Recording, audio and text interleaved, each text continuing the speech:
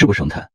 আজ আমাদের সঙ্গে আছেন ডাক্তার জ্ঞান রঞ্জন, যিনি দাবি করেন যে পৃথিবীর সব মডার্ন টেকনোলজির উৎস হল আমাদের বেদ। বেদ নয়, বেদা।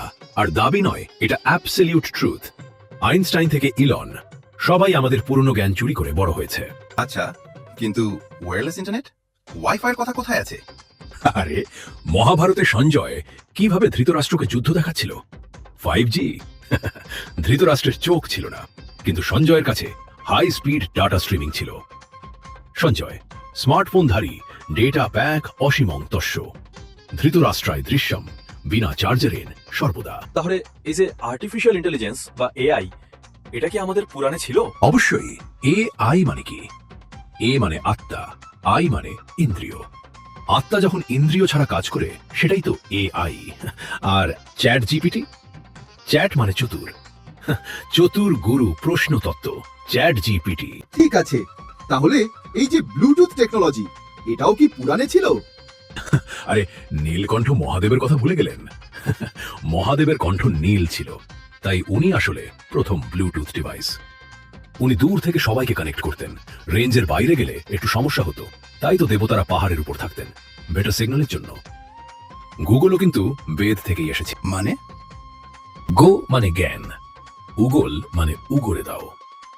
গুগল সমান জ্ঞান উগরে দাও। এই স্মার্টফোন করতালে ধিতাং সুখাং দূরবাণী প্রজায়তে, স্পর্শমাত্রেন সন্দেশ ক্ষণেন সম্প্রেষ্যতে। করতালে ধৃতম হাতে ধরা জিনিস, দূরবাণী দূরে কথা বলা, স্পর্শমাত্রেন টাচ স্ক্রিন। এই শ্লোকটা কোথায় আছে স্যার? খোঁজো খোঁজো, সব আমি বলে দিলে হবে? Quantum physics. তুমি কোয়ান্টাম ফিজিক্স নিয়ে মাথা ঘামাচ্ছ? শর্ডিঞ্জারের বিড়াল? আমাদের ঋষিরা হাজার হাজার বছর আগে সব বলে গেছেন। জং বিড়াল, পিঠকে জীব, মৃত চ সহ বর্ততে। বিড়াল পাত্রে জীবিত ও মৃত উভয় অবস্থায় একসাথে বিরাজমান থাকে। The cat that exists in a vessel in both living and dead states simultaneously. ধুস, এটা কোথায় আছে? দেখাতে পারবেন? দেখিয়ে কি হবে? তুমি সংস্কৃত পড়তে পারো? না, তা পারি না। এয়ারপ্লেন, রাইট ভাইরা কি করেছে? কপি।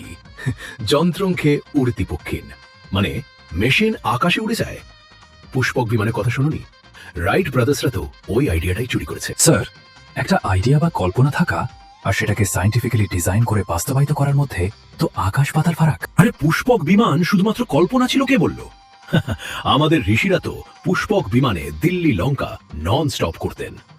রাবণের নিজস্ব এয়ারলাইন্স ছিল রাবণ এয়ার। স্যার, উপনিষদে এটাও আছে না, সত্যম বদা ধর্মম জরা? Get out rascal.